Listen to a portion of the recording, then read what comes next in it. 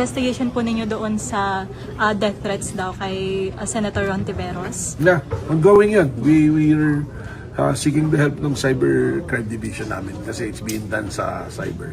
May tinitingnan na po ba tayong persons of Meron. interest? Actually, hindi lang yan. That's exactly what I'm saying. That is creating a pattern na parang ang dali-daling manakot eh.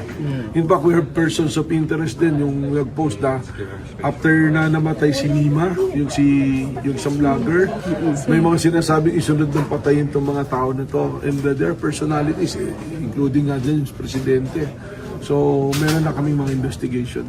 We will probably invite or subpoena those personalities. Mga ilan po ang personalities na yun? May group chat sila eh, na na-establish namin. More than 10? Yeah. I don't know. It's being done ng napakarami na.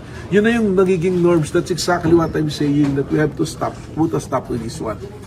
Marami tayong lumaki tayo, no, nakita natin yan. Pag may namatay tayong kapitbahay, kahit hindi natin kasundo, nakikiramay tayo. But this time, ang wish natin, pag may namatay, dapat mamatay na nasusunod to.